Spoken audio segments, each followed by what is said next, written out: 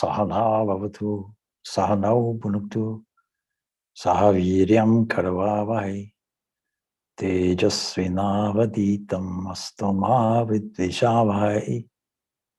Om Shanti, Shanti, Shanti. May that one protect us both.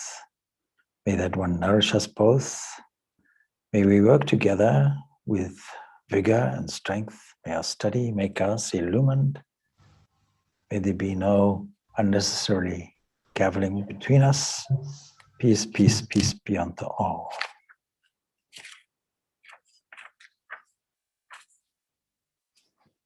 So welcome.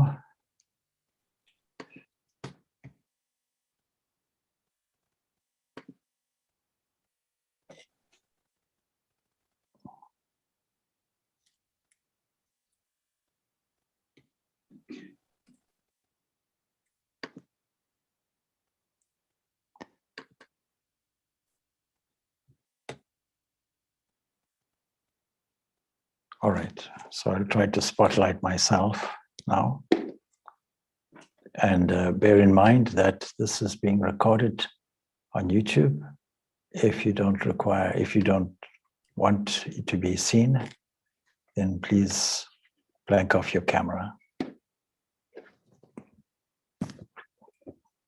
If you ask anybody in modern science what is energy, you'd be hard-pressed to get any definition, for the simple reason that nobody really knows what it is. There are many dictionary definitions to do with work and such things, and many contradictory definitions.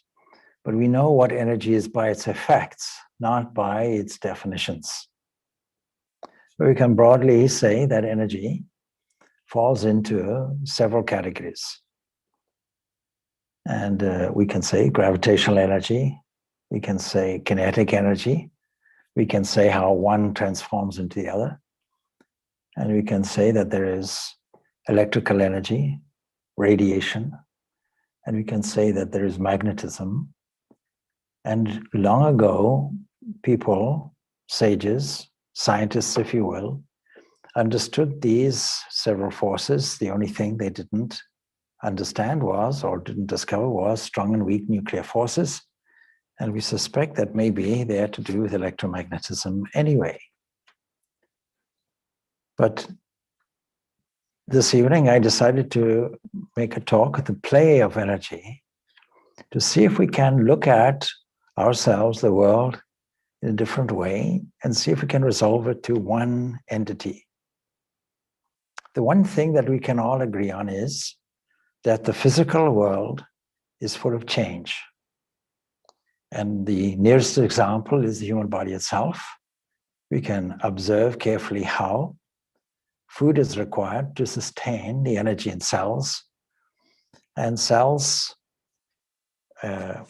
emit waste, and the waste is disposed of through suitable exits, and new cells are formed from digested material.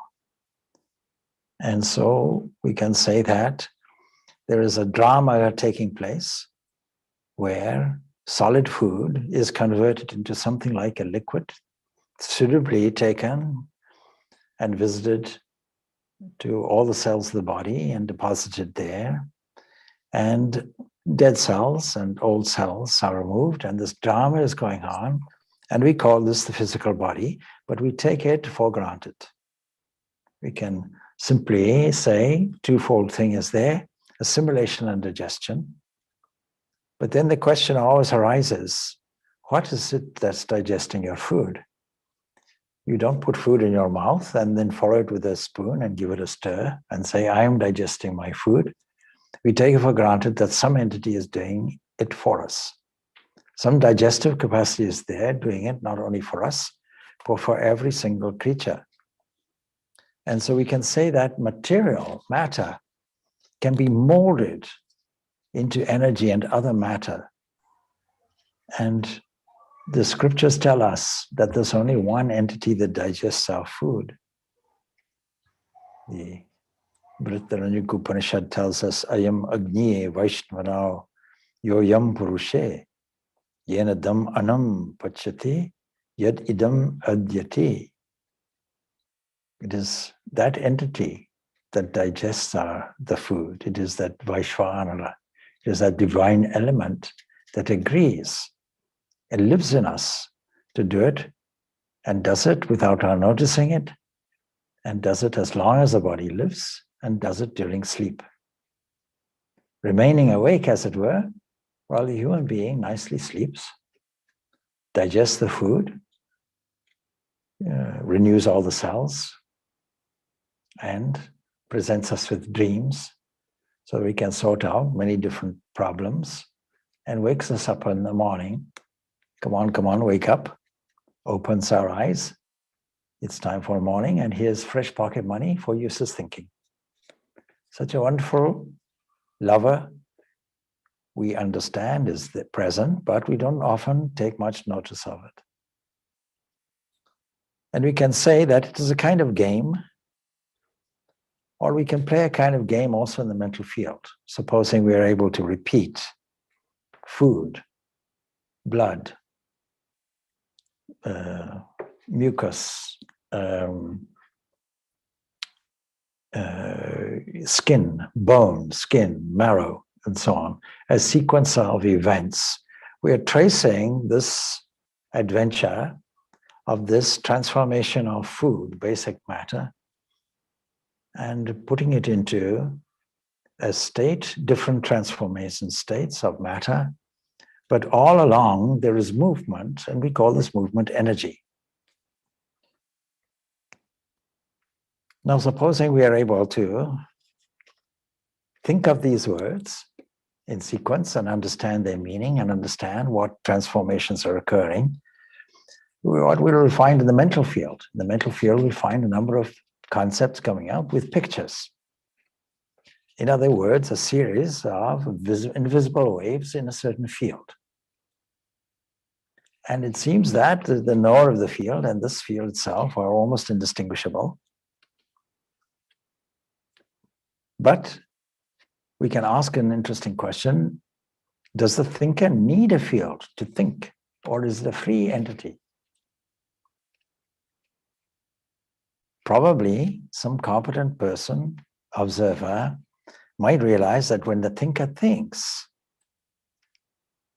and makes this inquiry longingly and seriously of a chosen ideal, the mind itself or the mental field itself automatically gets controlled and transformed. That is selecting a chosen ideal, the highest possible principle, the highest values we can think of, and presenting ourselves with the high values. We find a transformation in the mind straight away. All the emotions that are associated with this identity of the physical and the mental that we call I and me and mine, all disappears. And we can make another experiment, if we like. We can sit down and detach ourselves completely from the body, put ourselves in a poised area, imagine some entity in front. Instead of saying I and me and mine, we call it he or she or it. And we register it as an entity made from food. Because that is what the body is. The body is made from all materials called food. And we can generalize it to say all bodies are made from this one thing, food. And the Upanishads make an interesting observation. They equate food and matter. To them, it's the same. Because everything is food, everything is consumed, everything eats, and everything is eaten. And that we call life. So as soon as we register this body in an impersonal way, made from some material, yesterday's bananas or yesterday's apples or whatever it is, or pasta, as today's body, and we detach from that and see how material it is, and use our imagination a little bit to say that person is facing east, which means their back is the west, and then their head is pointing toward the north, and their tail is toward the south. Their legs are dangling and hanging in a certain way. And we can generalize that whole concept and say all beings are like this, with different names and forms and functions, all made from matter or food, same thing, and all having energy because we know even from science, that energy and matter are equivalent. What we call energy is actually matter in a different form. And we can easily observe this. We can observe it through the drama of the heat of the sun taking up water vapor, something that was liquid, now is a kind of a gas, or fine water molecules, all agitated because of the heat and settling due to a kind of pressure and accumulating, gathering together into clouds and falling as rain. No salt, the salt is left behind. And this drama is being enacted as an example, a global example of transformation of names and forms. And when we look then what is behind this, we can say it is only one thing, because the ancients only understood there's one energy. That one energy, which is presented in all kinds of eddies and currents and all kinds of whirlpools going on, but yet we can resolve it to one thing. Swami Vivekananda said how beautifully this unity was and was necessary and was presented in his lecture called The Real and Apparent Man. This is the one theme of the Vedanta philosophy, is the search after unity. But of course, it's a search in modern science too. Everybody wants a united thing. When we find that one thing from which everything else comes, then we have found everything. The Hindu mind, he says, does not care for the particular. It is always after the general, nay, the universal. What is that? By knowing which everything else is to be known. Kasmin no bhagava vidyate, taken from the Mundaka Upanishad. That is the one theme. As through the knowledge of one lump of clay, all that is of clay is known. So what is that? By knowing which this whole universe itself will be known. Now we can take all the material in the universe, whatever it is, and say there's only one material thing. But when we look at it a little bit more closely, we can put it into something that is called energy. And the ancient rishis and Vedantic scientists, if you will, went back to see that everything comes from what is technically called agasha, acted on by prana. And when prana is not acting on agasha, it remains in a potentiality, nothing is happening.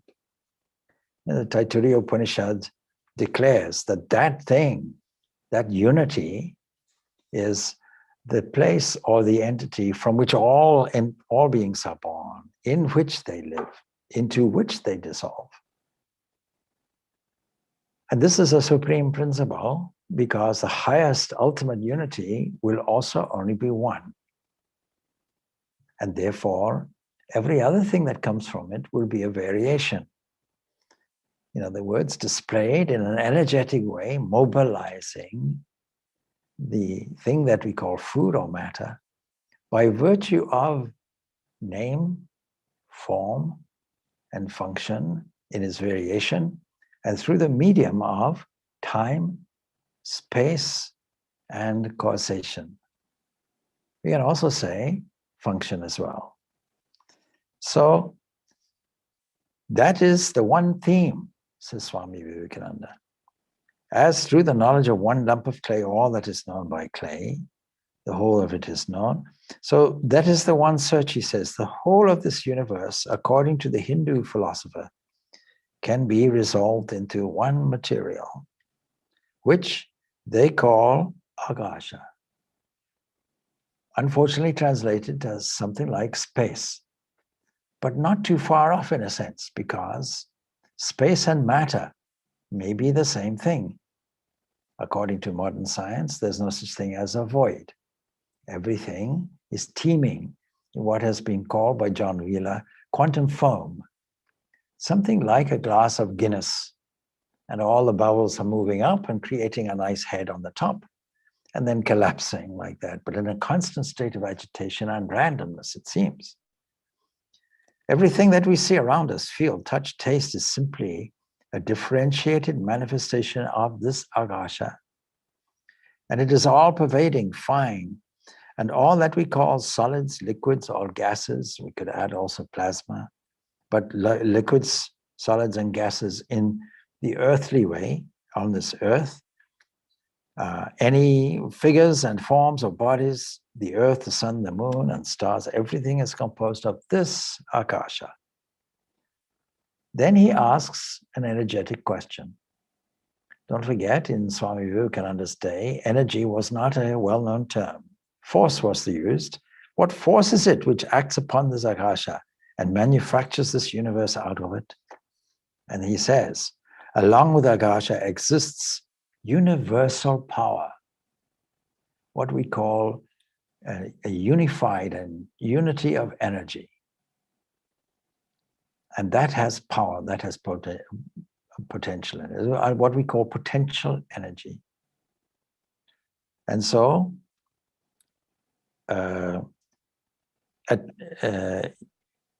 manifesting as force, power in the universe manifesting as force or attraction, nay, even as thought. Attraction and repulsion are two aspects of electrical energy. And force is there as well, and power is there. Nay, even as thought, don't think that thought is a nothing. Thought also has its own potency. And thought is but a different manifestation of that one power, which the Hindus call prana. So we can now alternatively use this term, prana and energy, as synonymous terms. And this term prana really is close to the concept of energy, something which was only discovered in Western science or used, that whole concept was there in relatively recent times. This prana acting on akasha is creating the whole of this universe. In the beginning of a cycle, this prana, as it were, sleeps in the infinite ocean of akasha.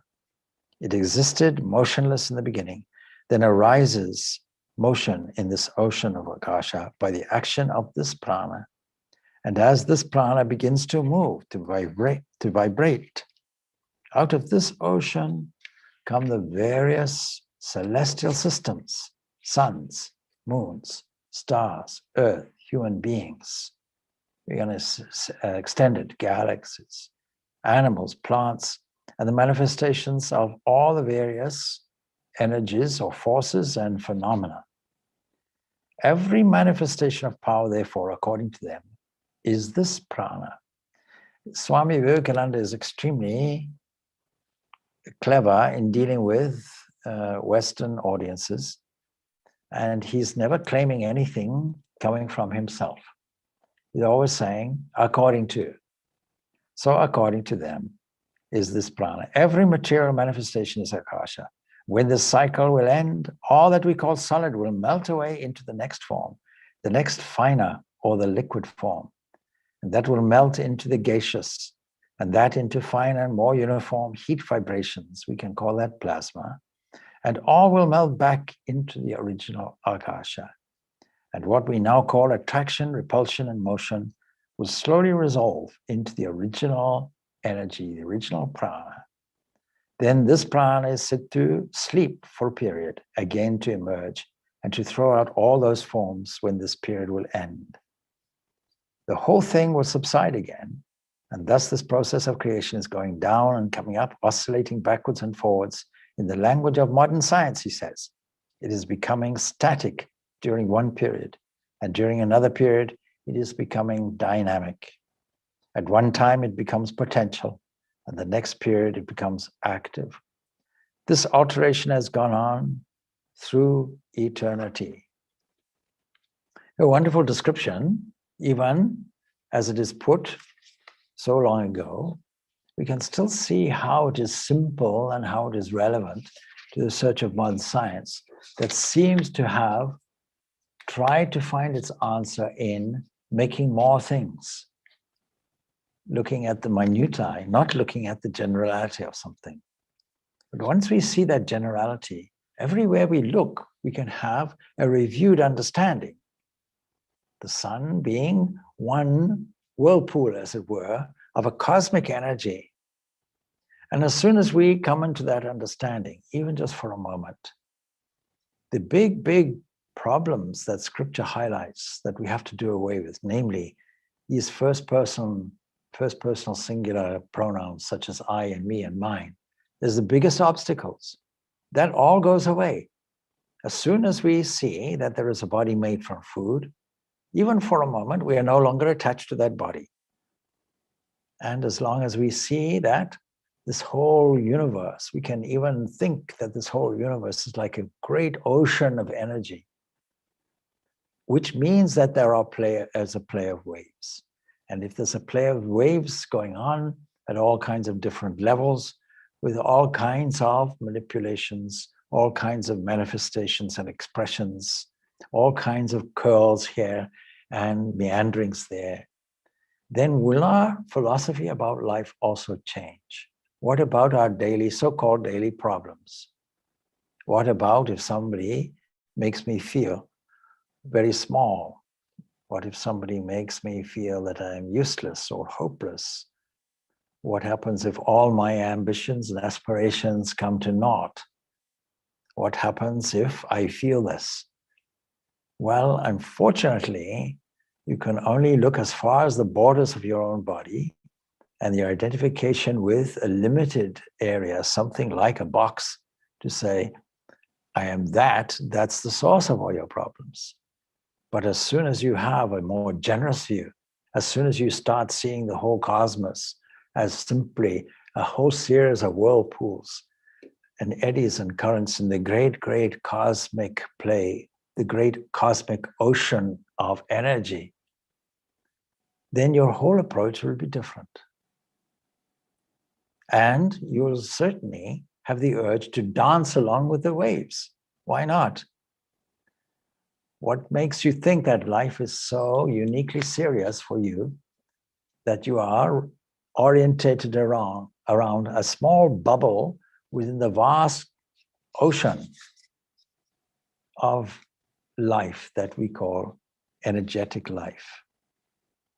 And then we should understand how these waves perform, how these levels of energies arise. And there's a very useful passage, and we find it in the Taittiriya Upanishad. And this is the key to much of our understanding and provides us with a ladder about how we can access the supreme principle step by step, progressively. So this Taittiriya Upanishad will mention this. It says, it goes off, Om Brahmavid apnuti param. The knower of Brahman reaches the supreme. Well, that's not a surprise to us, but how do we know this Brahman? We know it by not thinking that we are individual, separate kind of things, waves that defend ourselves from other waves, not understanding whatever wave is there is the ocean. And yet we defend it with all our might. This is me, this is mine, this is my territory, this is my career, this is my space, this is my apartment, this is my bank account. Unfortunately, all this I and me and mine goes very rapidly because we only have maximum 100-year lifespan. And at the end of it, on your deathbed, regretting that you didn't do this or do that would be a little bit useless.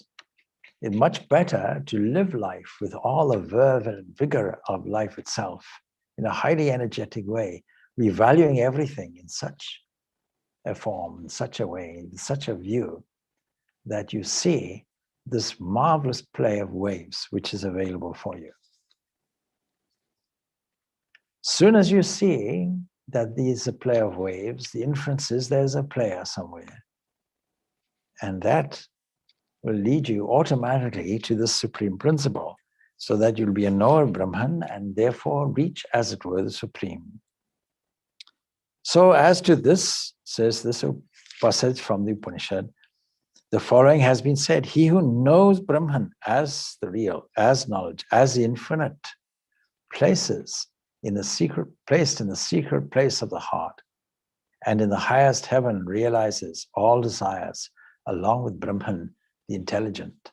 In other words, there's an energetic thing in the mental field itself that is called thought. And thought has a mobilizing power. Imagine now if we can construct a scenario or whatever we want. Because just as when we go through a description of the food being transformed into blood and being transferred into bone and skin and marrow and all the rest of it, when we see this drama, one thing that should be noticed, that in between each picture and concept, there is a reviewing moment, a moment where the knower just looks and is not involved. And it's easy to think that there are two things involved. But actually, there is only the one thing, because these two things get mixed up. And yet, then they can look in moments, in gaps, as if they are separated. But here, all this is saying, actually, it's a one thing. That the manifested thought, the energetic aspect of it, and its prime source are actually the same thing. The wave and the ocean is the same thing. And so, if we go through this and say, he who knows Brahman as the real, that is as the base, as the superstructure for this, as the supreme thinker, the knower, the witness, as knowledge and as the infinite. The real, the knowledge, and the infinite. That is, the real mean the existent. Sat Jnanam Anantam. What a beautiful phrase. And placed in the secret place of the heart. Is it located anywhere? Well, the heart, of course, is Oriental concept for the intellect, that subtle portion that acts as an executive officer. And then within that very heart, that is the very core, the base of your own personal being, it must be there. And if you think that it's only there, it says, and in the highest heaven, that is as far as you can go outward and as far as you can go inward, or as deep as you can go inward, realizes all desires, along with Brahman, the intelligent, all desires, because there is a mobilizing energy that mobilizes all of these, what are called devas. Now, deva, we have to be careful about the term, because deva means shining, revealing ones. It comes from the root, deva, deep light, something that is a revealing factor. Unfortunately, when you mistranslate it as gods, you have a lot of problems on your hands. And people, either Hindus or non-Hindus, will interpret it in this way, not knowing the philosophy. So these are various forces. We can interpret them as angels, or science will interpret them as natural laws. And science will take an impersonal, insentient view of it. But to the devotee, devotees call it God's own nature, God's own character, if you will, God's own expression. And it is not separate from that entity that is transcendent or supreme. The knower inside gets a clear glimpse of a total potential facilitating change of one name and one form, and also a function and numerous others in the field of observation where multiplicity occurs.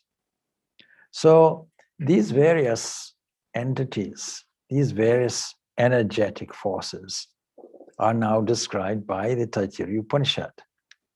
So it tells us,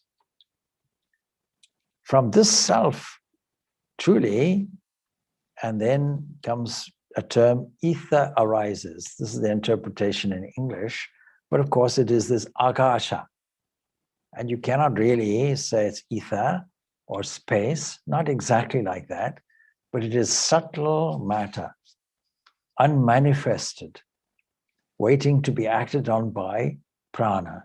And when that comes, then some other things occur, because within it, it has a potentiality. And within Akasha comes all the vibrations and oscillations in subtle form.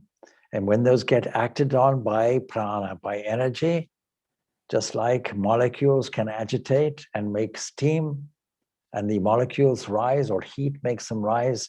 In that same way, when things are agitated, then they become dispersed. And this state of dispersion we call vayu, or kinetic energy, a kind of bubbling of this energy, still extremely subtle, invisible waves. And we know that when these invisible waves are acted further on by energy, we can call it gravitational energy, then heat occurs and radiation happens. We have this kinetic energy expressed in a radiation form. Now we have a whole history of how this universe, material universe, was made. We don't have to go to any details, science book on it. It is all done for us in a highly generalized, highly sophisticated, and highly philosophical way. With this one understanding, none of this is separate from the base, from the supreme principle.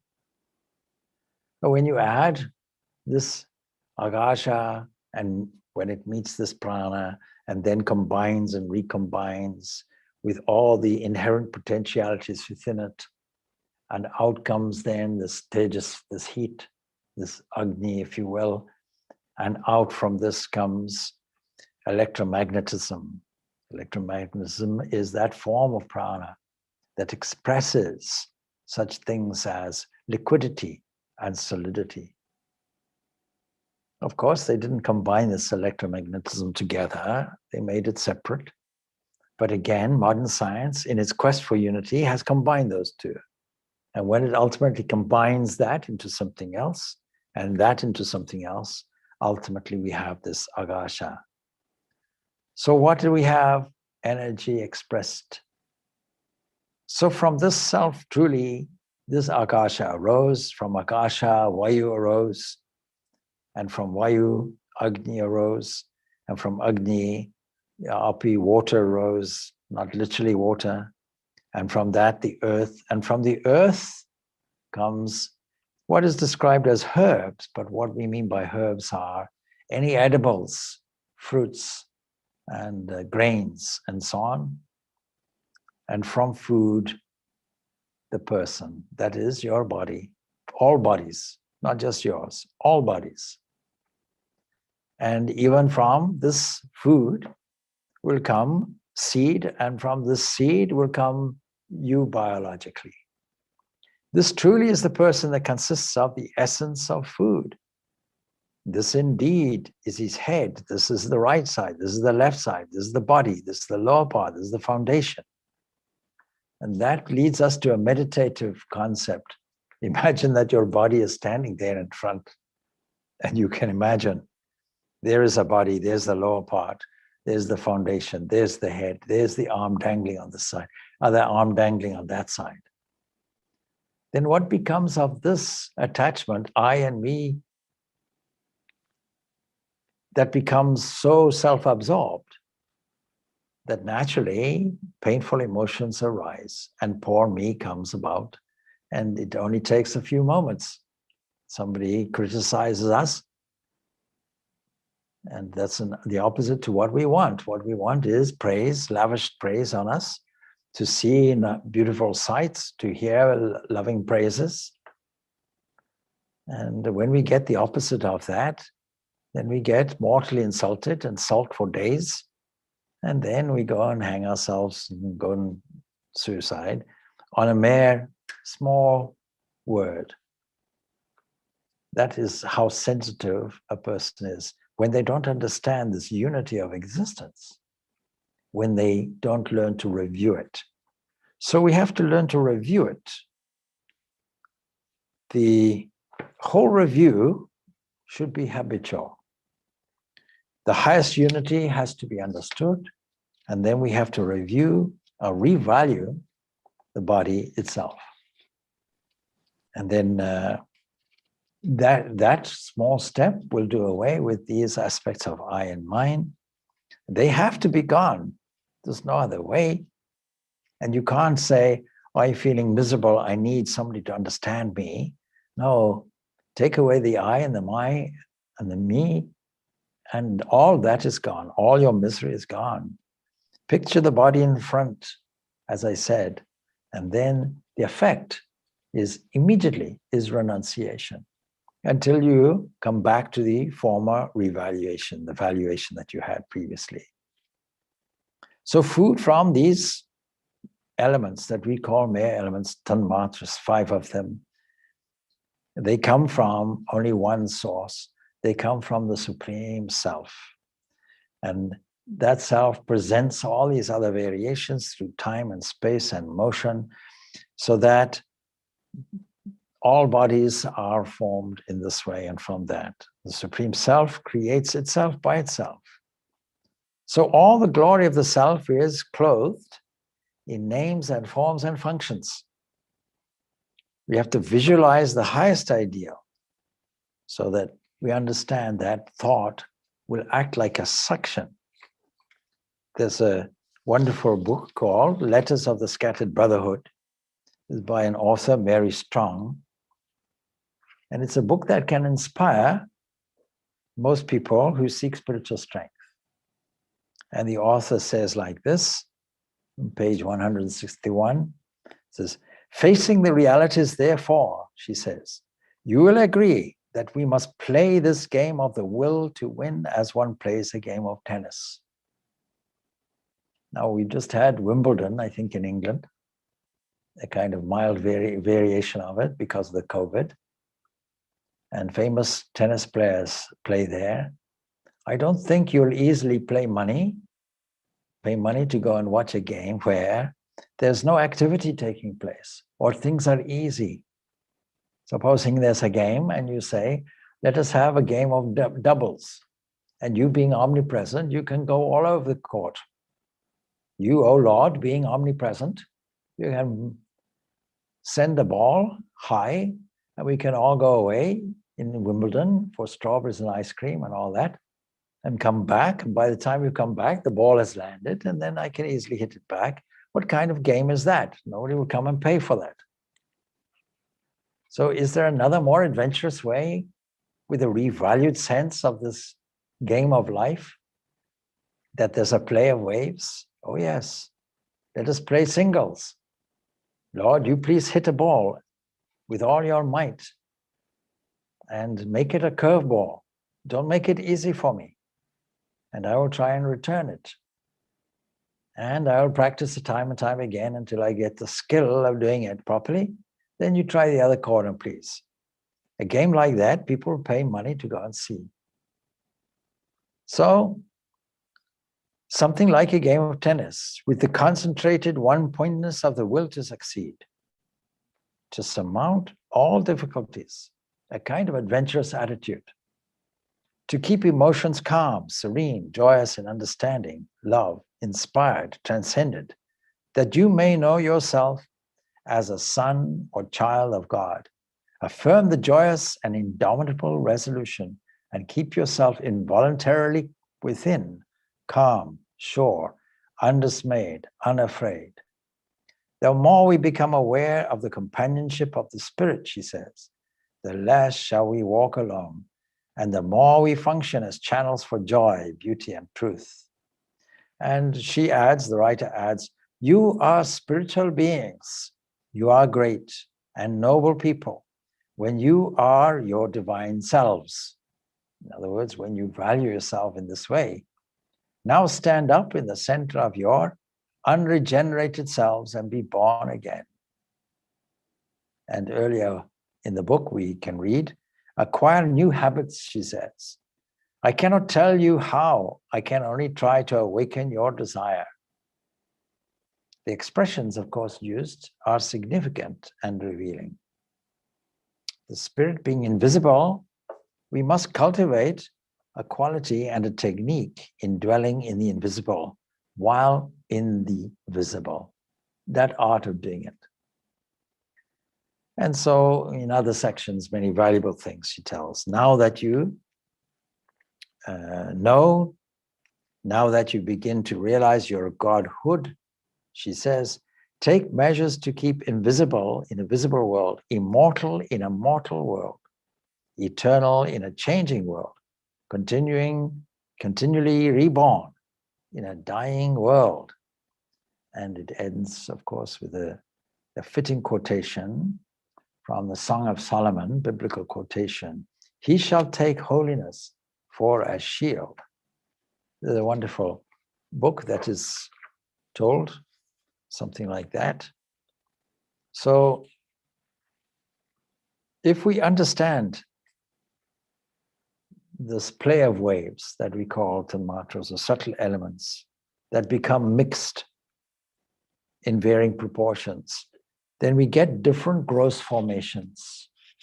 And we can see them for what they are, simply expressions of one energy. And then we can see the playfulness of the waves. That's the point. And play the game, and play the game well. That's the practical application of this. So in terms of what we should do, we have to practice this series of revaluations. That is our spiritual practice. And with proper understanding and feeling till it becomes a habit, second nature. When will it happen? Oh, continue practice until it becomes a habit. Don't be worried about the time. That will delay your habit. That will cultivate a worrying habit, an anxious habit. We want a free habit. And so that enables us to transcend all the limitations of the physical mortal world or our daily experience and deal with it in a proper way, in a playful way, in a way that has a surety behind it, knowing that our base is truly a blissful base. And we can then enter into the field where favorable forces can flow from there, because thought is a suction. And where forces can flow freely and continuously. So the highest unity is this entity. And all the glory of the self is clothed in all these different names and forms and functions. And we have to visualize the highest ideal with all the faculty of our superb creative imagination, so that the thought can draw in toward us whatever is required, whatever is needed, not opposed or thwarted, but it comes easily, it comes naturally.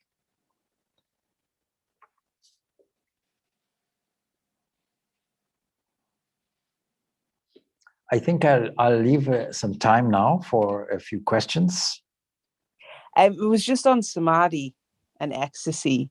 You know, what's happening when that happens? Is it that the obstacles are removed, and is that our natural state? Is that the, you know what I mean? Is that when we're one with that one entity, as in, you know, away from the I and the my and then the me? You know, what's happening energetically?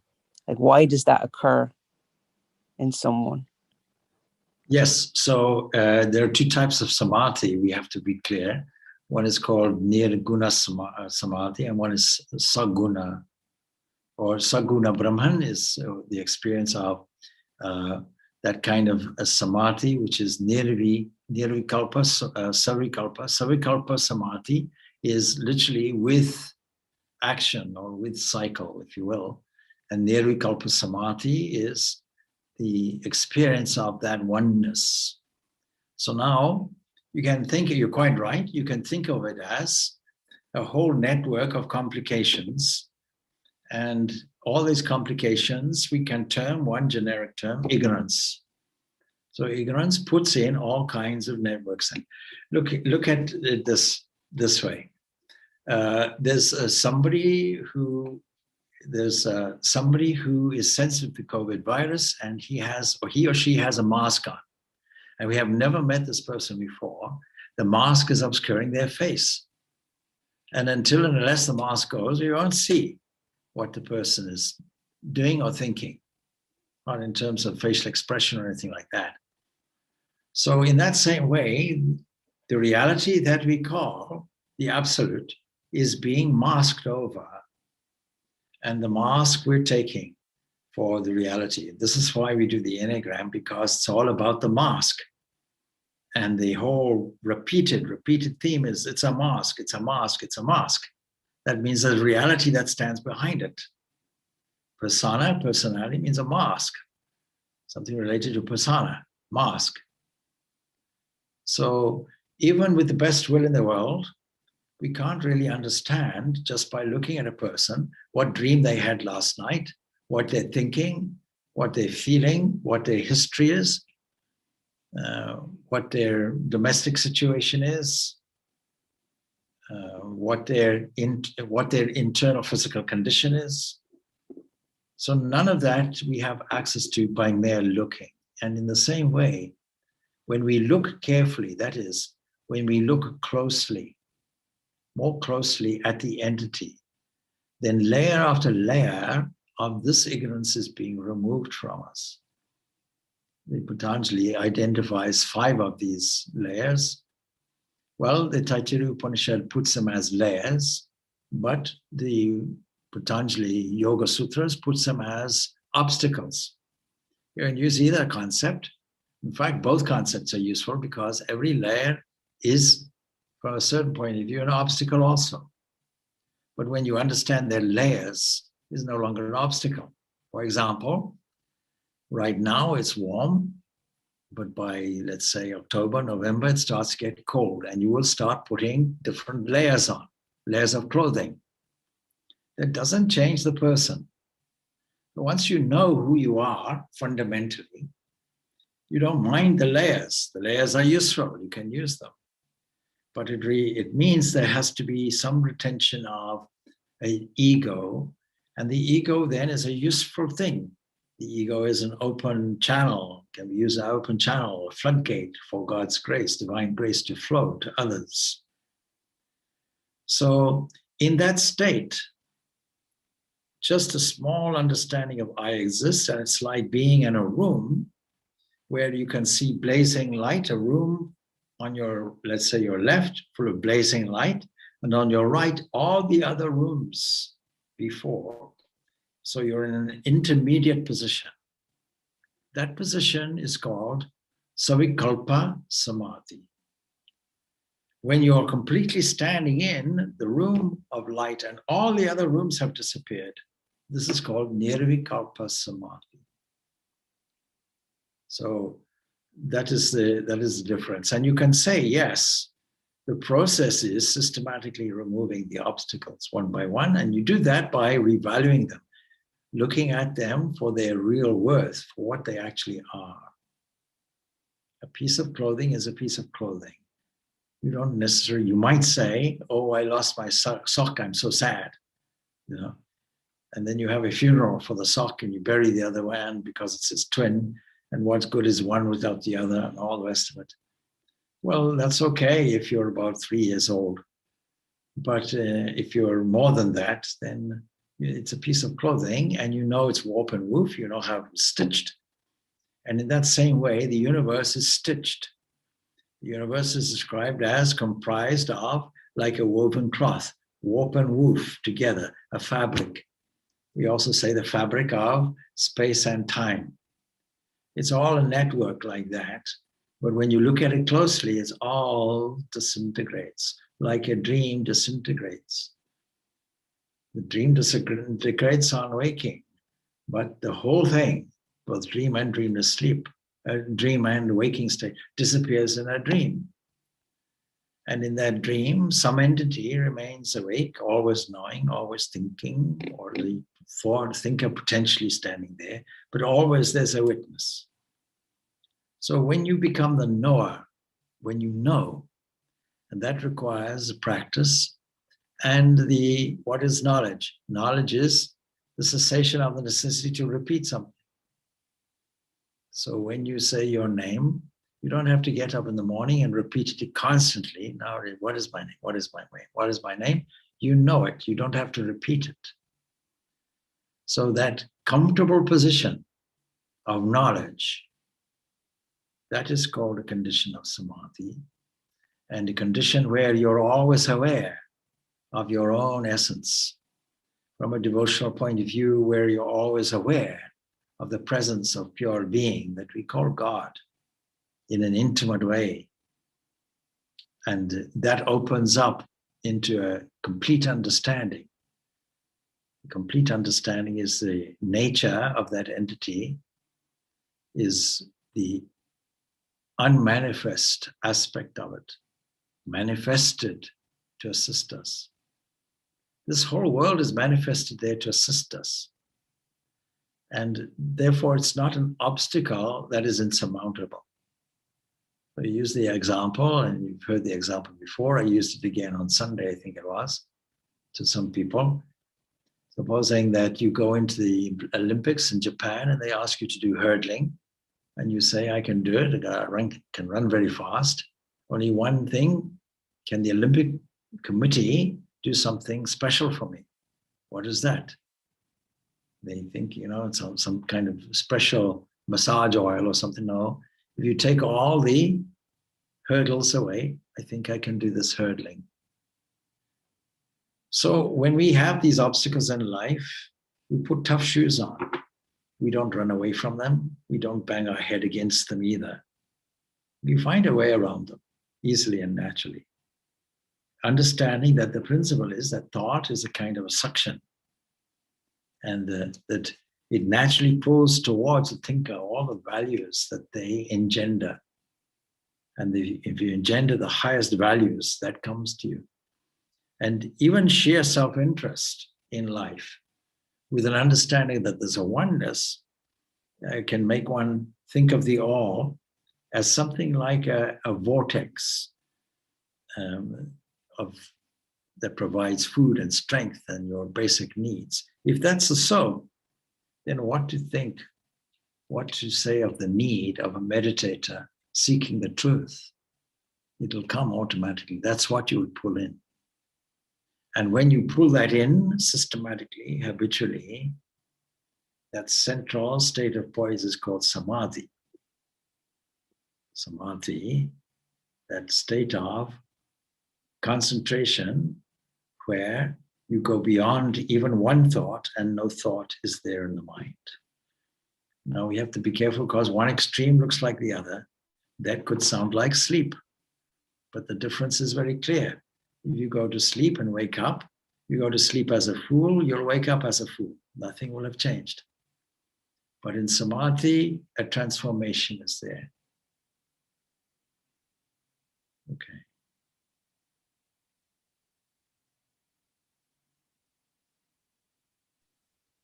Thank you, Swami. And then I suppose then the feeling of ecstasy or, high energy when you're tuning in to, I don't know, mantra, it's the same thing, right? It's not maybe samadhi, but it's layers coming off, tuning into Yes. the oneness. Yeah, there's a reason why we have a sense of humor, and there's a reason why we want a sense of joy. The reason why we want to be optimistic and see things in a good light, because our intrinsic nature is bliss.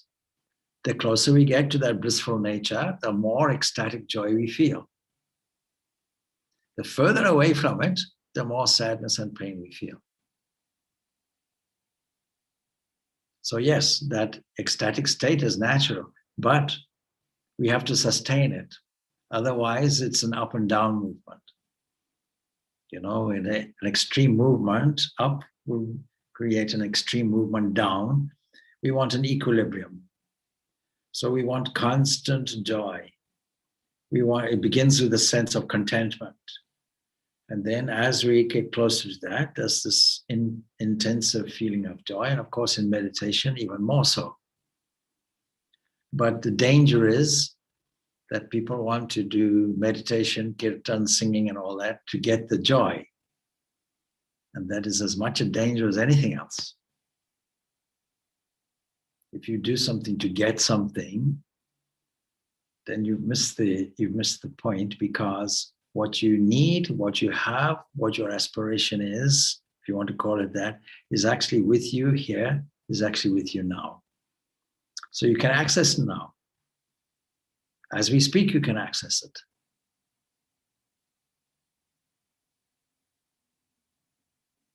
So there are people who try to manufacture, as it were, that sense of joy and then they get hooked on that joy. But, with every up, there's a down. Anybody who cycles in this country will know this principle. Thank you, Swami. Okay. All right. Okay, so we'll leave that off now, unless there's any final question. So I'll leave you with one thought then. If I can find it.